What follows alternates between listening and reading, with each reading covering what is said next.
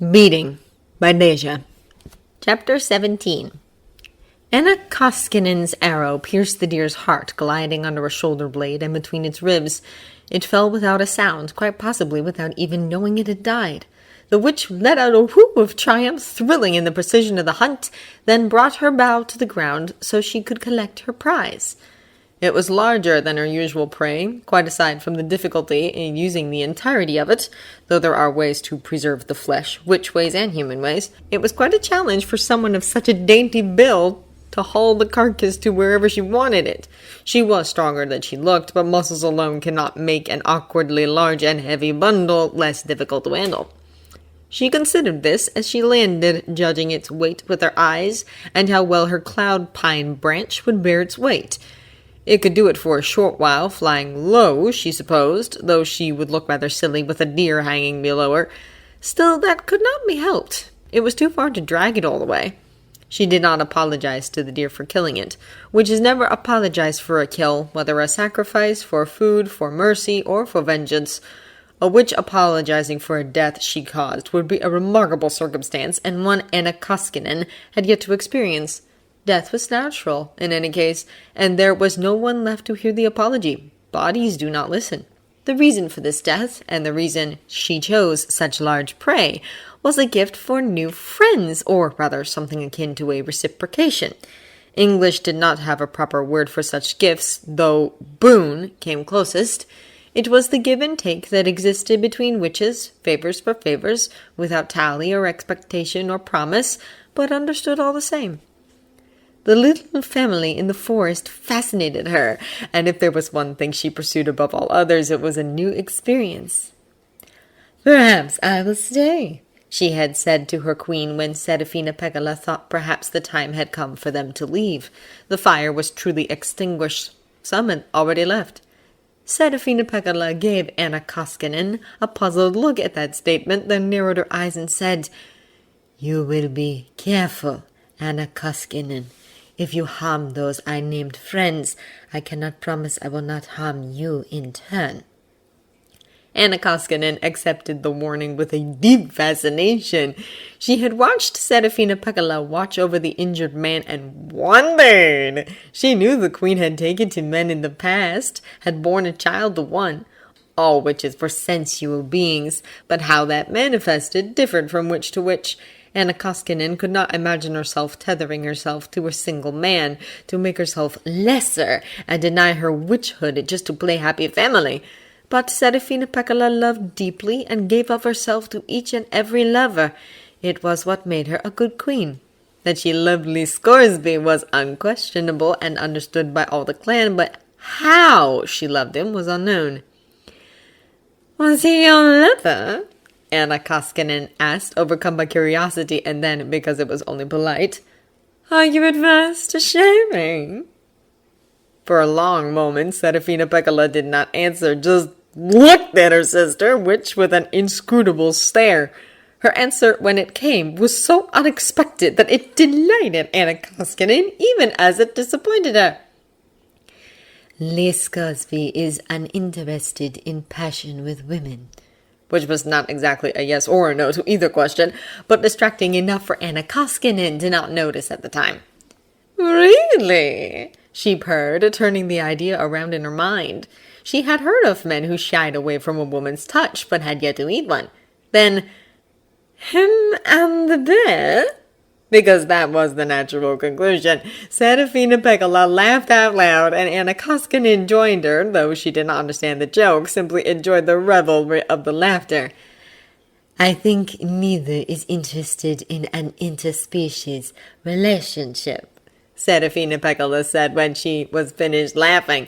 To that Anna Koskinen shrugged, and then got a considering expression and said, "I suppose the bear then would not—" "I very much doubt it," answered her queen, still smiling gently. Certainly the idea of an interspecies relationship was not the slightest bit shocking to a witch. Most of their relationships were interspecies anyway, particularly if they cared to have children. A witch might look like a human woman, but they were not, any more than Hester was really a hare, or Pan was really whatever animal they changed into. Anna Koskinen had never considered lying with a bear before, but once the idea was happened upon, it seemed quite intriguing. Where Serafina Pekkala gave of herself to those she loved, and so guarded her heart accordingly. Anna Koskinen loved and accepted love freely and without reserve or regret. She loved each and every one of her lovers and could still recall the details of their names, the stories they told her, the times they shared, but always fondly and with a smile, and she felt no pain at partings. If Lee Scoresby or Iorek were amiable, she would have gladly spent a night or two between them. That Serafina Pekkala thought neither would be amenable. "They interest me," Anna Koskinen said next. "They will none of them want what you are looking for," Serafina Pekkala warned again. "And if you push and they deny you, would you—" She looked closely at her friend, wrinkled her nose, and finished with, "But you would not push, of course, or rend your heart over what is denied. They cannot harm your heart. Stay if you like, if they do not mind, but I think you will be bored." "Did they break your heart, sister?" Anna Koskinen asked, studying her queen just as deeply as she had been studied. Serafina Pekkala considered that. "They will," she decided, "but not yet." Then Anna Koskinen hugged her for the heartache to come and kissed her on the lips, which Serafina Pekkala allowed and smiled into but did not return. And Serafina flew, and Anna Koskinen watched her go. Kaisa stayed. Anna Koskinen stared at Serafina's demon, wondering but unsure what to ask. She could sense her own demon some distance away. Ake was enjoying the freedom of the air and the feel of wind over his feathers. "You mean to approach the man," Kaisa said, giving her a knowing look as only a bird can. "And if not him, then the bear." "I suppose," answered Anna Koskinen, "Serafina Pekkala could be mistaken." If nothing else, Serafina and Anna loved in different ways. A man might be interested in Anna's momentary passion, where Serafina's more complete, more long-term love could make a man run. She wondered if the bird would chide her if he had stayed on Serafina Pekkala's behalf to guard the little family from her dangerous wiles. But the bird did not chide. Instead, he said, "This will be amusing, then." And he settled in a tree. "Yes, it will," Anna Koskinen agreed, enjoying the impending pleasure of the unknown. And if all else failed, they were taking the girl to Lord Asriel, and perhaps he would be interested where the man and bear were not. She had certainly had interesting times with him before, until they became boring. She decided to go hunting because gifts are the best way to incite favors, and she was not completely unaware that her staying could be an intrusion. She did not think they would outright tell her to go, not when her queen had saved the man's life, not when her clan had declared them friends, but a gift would certainly help. Besides, she would leave them at some point or other, and preferred not to have the thought of them being owed her favor hanging over her. Better to start with the gift, and then take whatever she could get from them. The deer hanging from her bough looked just as silly as she feared if her demon's laughter was anything to go by. He, enjoying the absurd and the new just as much as she did, had joined her again just to watch. She flew low, only just keeping the deer from touching the ground, in part because it was easier, and in part to avoid the chance of being seen by her sisters. They had left, but there was no guarantee they had gone far. She landed just short of the camp. She thought she had managed it quite silently, gently laying the deer on the bed of pine needles next to the river, her feet alighting as delicately as a feather, but perhaps she had not been quiet enough. She looked towards the hidden place where the bear had arranged things, and found she was looking down the barrel of a gun. Had she not known the people were there, she might not even have noticed, but she was looking at them and saw at once. "Ow, it's you," said the man's voice, and the gun pulled away. She pouted and dropped the bolt she had begun to draw back into its quiver. "Is that how you greet your guests?" she asked. "And I brought you a gift." "Who is it?" she heard the child's voice. "Are you going to shoot them?" "Just keep hold of that gun and try not to shoot me," said the man's voice, and then he emerged to greet her properly, ignoring the child's indignant cry behind him. Anna Koskinen looked the man up and down as he walked slowly towards her. He walked stiffly still, a slight limp, and his face tense from his aches and pains. But this was still a huge improvement on before, when he could not rise unaided from his bed. He did not look altogether happy to see her, which was disappointing, but not entirely unexpected. He looked pained but curious, which she could work with, but his hair was downright glaring. "Where's Koskinen?" he said. "I apologize about the gun. We were not expecting visitors, and Iorek has finally agreed to a good long nap, so I promised to keep my guard up." "It is no matter, Scoresby," she answered. "Then I have brought you this deer." "Iorek ain't going to be pleased about that," said the child, coming out to join them. "Lyra," said the man with a sigh, "I thought I left you to guard." And Koskinen took that as a promising sign. He wanted to be alone with her. Perhaps Serafina Pekkala was mistaken. She was not sure whether she was pleased or disappointed. A man uninterested in her would be something utterly new, but a man interested would be 1,000 times more fun. "I can go down here just fine," the child answered stubbornly before turning a glare on her to rival the hares, the gun in her hand aimed towards the ground, but more in her direction than not. "And bears don't like being hunted for. It implies you think they can't hunt for themselves. Iorek told me. He said he'd be ashamed to let another kill for him." The man looked up at the sky as if contemplating the very heavens, and Anna Koskinen found herself looking up as well, enjoying the sun dancing over a bare skin. "Lyra, darling," said the man, turning from the sky to the child, "I have seen Iorek on many occasions accept food from communal plates that he had no part in killing. Now, why don't we set about preparing this fine gift and give her thanks for it, and when Iorek wakes up, he will have a lovely surprise waiting for him." "He won't like it," said Lyra, but in a whisper this time. Then, towards Anna Koskinen, still mostly in a whisper, "I thought you all left." "I decided to stay," answered the witch, glancing toward the child, but keeping most of her attention on the man. "You are taking the guts of our father, are you not? I have known him, and would not be opposed to accompanying you on your way. I know the way quite well. We could be there in a week of light travel, particularly if your airship were mended." The man's face did something complicated then, emotions she could not understand flickering across his features, masked by the overall pain that still held his expression tense. "A week?" the child shrieked, sounding utterly appalled, and her demon, who had turned into some kind of fanged rodent when they came to greet her, hissed, "Hush!" and then, a props of nothing, "Iorek!" The child put a hand over her mouth and glanced guiltily behind her. "I'd like a few more days before we move on," the man answered calmly. "I don't doubt Iorek will insist on it, even if I am up and walking." "There are ways to ease your suffering and warm your muscles," Anna Koskinen purred. The man blinked, staring at her as though hypnotized, and she stepped closer to him until they were almost touching, and she could feel the heat of his body, and he could feel hers. He said, drawing his head back and practically crossing his eyes as he tried to keep them straight on her face. "I mean, Serafina Pekkala left some herbs that have helped quite a lot." "Oh, not again," muttered his demon at his feet. Then, "Lee, she ain't talking about herbs." "We are taking care of Mr. Lee just fine," the girl muttered, but softly. Lee Scoresby took half a step back, looking confused, and his hair sighed. "Listen, lady." The hare trailed off, perhaps trying to find a way to politely inform her that Lee Scoresby was not interested in what she had to offer. The hare did not need to say anything, though. Anna Koskinen was very close to the man's face, close enough to note the lines around his eyes, the way he looked tired and pained, and slightly curious, slightly confused.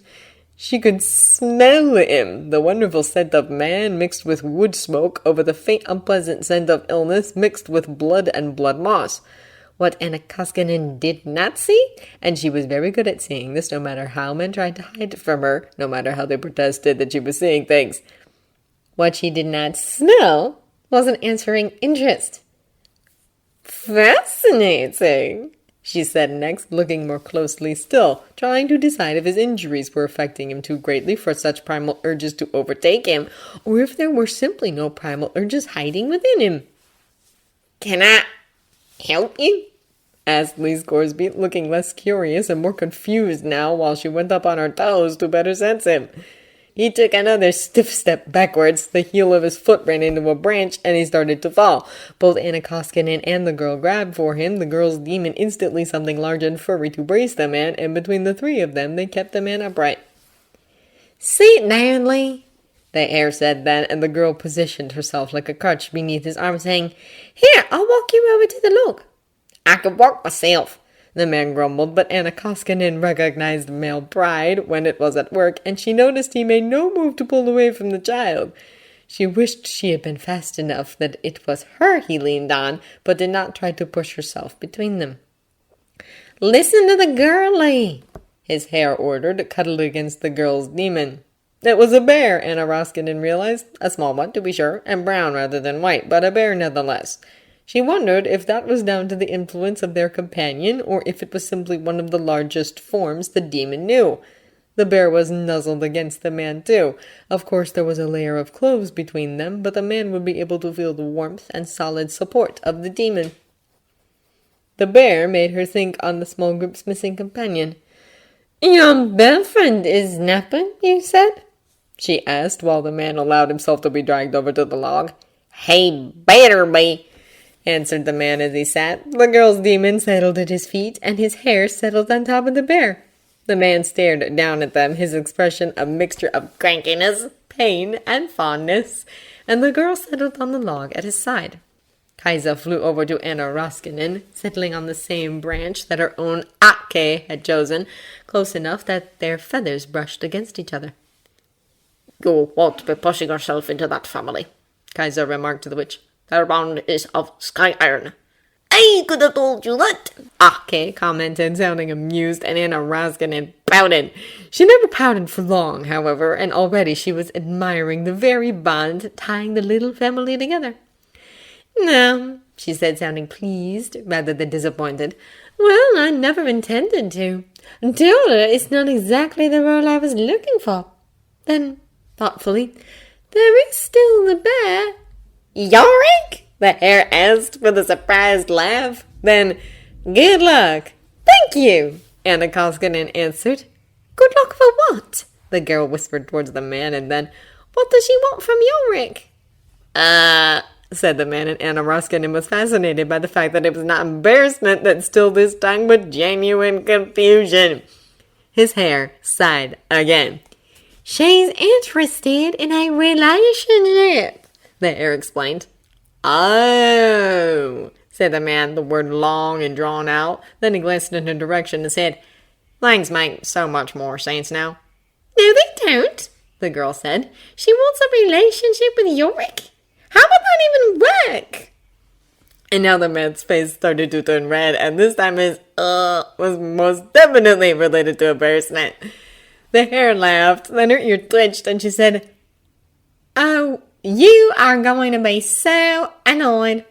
The man did not seem to hear her, still staring at the child and fumbling for a reply. "I guess, well, what do you think a relationship means?"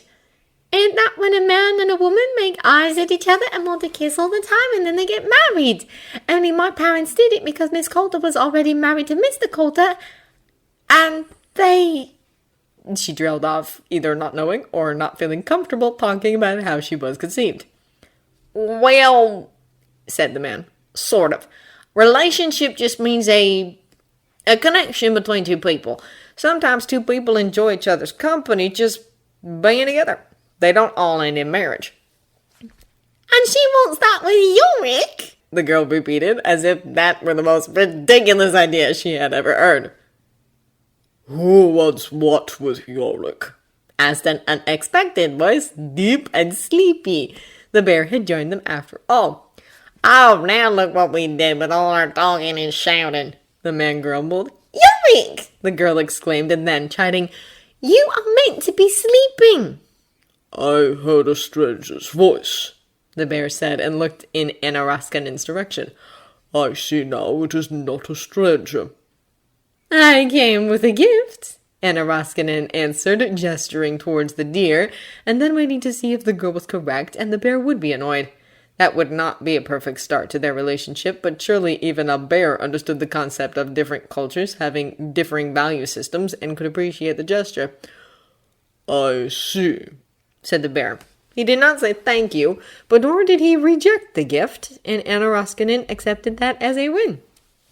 Told you, said the girl, clearly taking it as a win too, and Anna Roskinen magnanimously allowed her to feel her victory. The man sighed. The bear lumbered towards him. You have been up too long, Said the bear, bringing his face close to the man's. No, I haven't. The man answered, twice as snappish as the tones he took with the girl when she tried to get him to sit. I am fine. I have been sleeping and sitting for days and days, and being up and walking a bit will do me good. And you only got about 7 hours, and you can do with another 7. There was an unknown voice, The bear repeated, and the man sighed, then leaned forward, putting his hand on the bear's head. What did I tell you? Asked Kaisa. Sky iron. Then, quite smugly to Anna's eyes, the bird flew down and settled his body next to the bear demon and the hare. Anna Roskinen glanced at her Ake to see if he felt inclined towards demon snuggling, but he stayed on his branch. You will have a time getting airborne from there, He called to Kaisa. No, I won't. Kaisa answered, and he definitely sounded smug. The bear will give me a boost. Anna Roskinen looked at the little family huddled around the man, their demons intertwined, and decided she was absolutely right. This was going to be interesting. She was so glad she decided to come, and she could help them, too. She had brought a deer, and she knew the way to where Lord Asriel awaited his daughter, when Lord Asriel and Lee Scoresby. Now that would be truly interesting.